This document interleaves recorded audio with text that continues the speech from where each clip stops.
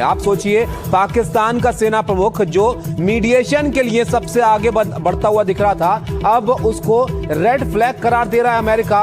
और हाँ, मुनीर के खेल की भनक अमेरिकी एजेंसियों को लग चुकी है। फॉक्स न्यूज की रिपोर्ट के मुताबिक मुनीर ट्रंप प्रशासन के लिए रेड फ्लैग है। मुनीर का बढ़ता कद पाकिस्तान में लोकतंत्र के लिए खतरा। अमेरिकी थिंक टैंक FDD के मुताबिक पाकिस्तान फिर से वही अफगानिस्तान मॉडल अपना रहा है, दिखावे के लिए अमेरिका का दोस्त रहना और पर्दे के पीछे ईरान से हाथ मिलाना। ऐसी खबरें चल रही हैं आरज़ू। हमें तो बड़ा इंतजार था कि एक बार फिर यहाँ पे डायलॉग होंगे, मीटिंग होगी, लेकिन इस वक्त आप जानती हैं कि वो तो ईरान ने मना कर दिया है। मीडिएटर पे शक शुबा होने लग जाएगा तो मीडिएटर बहुत बुरा फंस जाएगा।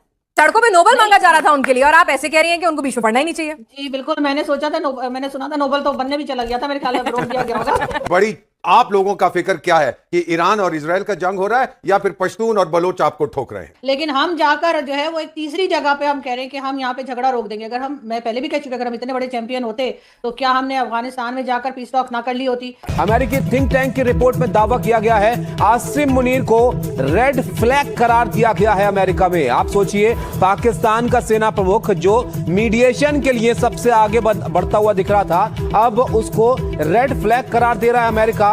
और यहाँ पर जो महत्वपूर्ण जानकारी निकल कर आ रही है, अमेरिकी थिंक टैंक की रिपोर्ट है जिसमें दावा किया जा रहा है कि आसिम मुनीर रेड फ्लैग हैं। पाकिस्तान के field marshal Asim Munir America और ईरान के चहेते बने हुए हैं। अमेरिकी राष्ट्रपति ट्रंप ने उन्हें असाधारण इंसान कह डाला।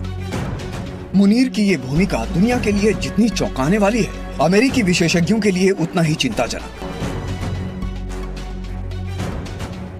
मुनीर के संबंध सीधे ईरान की IRGC से हैं। कासिम सुलेमानी के साथ मुनीर के करीबी संबंध रहे। पाकिस्तान ने अफगानिस्तान में अमेरिका के साथ दगाबाजी की थी। मुनीर पर भरोसा करना वही गलती दोहराना हो सकता है।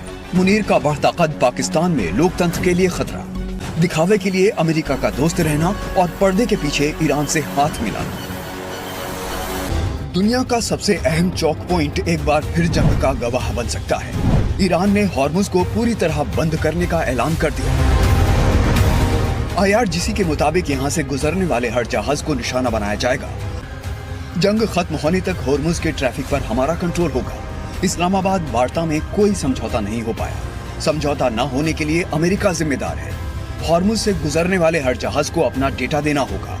वहीं ट्रंप ने कहा कि ईरान थोड़ी चालाकी दिखा रहा है और ये वो 47 साल से कर रहा है। They have known nothing. Actually, their leaders are. It is regime change. You call that enforced regime change, but we're talking to them. They. अब सीज फायर खत्म होने को है, लेकिन दोनों में से कोई भी पीछे हटने को तैयार नहीं। ट्रंप के फेवरेट फील्ड मार्शल जो हैं उनको ले डूबेंगे, ऐसी खबरें चल रही हैं आरज़ू।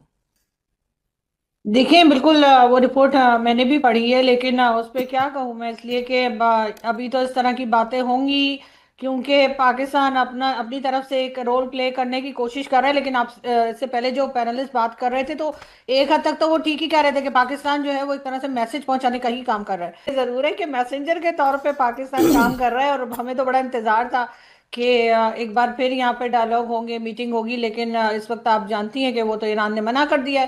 साथ ही ट्रंप जो दावे कर रहे थे कि ईरान हर बात मान गया है, ईरान ने सब बातों के लिए हाँ कर दी है, तो वो बात भी गलत साबित हो गई। और उसके ऊपर भी पाकिस्तान में बहुत कहा जा रहा था और हम क्रेडिट ले रहे थे कि जी हमने ऐसा करा दिया, वैसा करा दिया, और इस वक्त खामोशी है।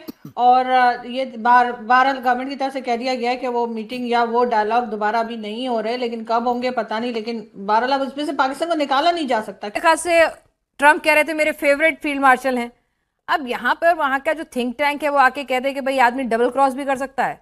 इसकी दोस्ती जो है सुलेमानी से भी थी, ये IRGC के बड़े गले मिलता है, तो मतलब मीडिएटर पे शक शुबा होने लग जाएगा तो मीडिएटर बहुत बुरा फंस जाएगा।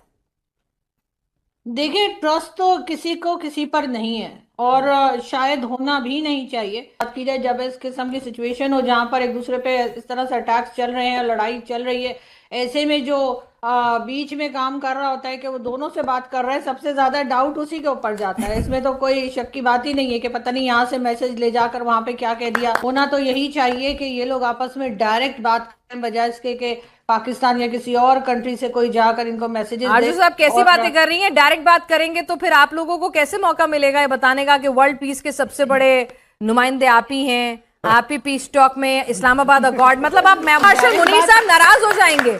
सड़कों पे नोबेल मांगा जा रहा था उनके लिए और आप ऐसे कह रही हैं कि उनको बीच में पढ़ना ही नहीं चाहिए। जी बिल्कुल, मैंने सोचा था मैंने सुना था नोबेल तो बनने भी चला गया था, मेरे ख्याल में रोक दिया गया होगा। तो मेरा ख्याल है कि डायरेक्ट बात। बिस्मिल्लाहिर्रहमानिर्रहीम। अस्सलाम वालेकुम नाज़रीन, आपने वीडियो देखी कि आसिफ मुनीर दोनों मुल्कों के साथ यारी निभा रहा है।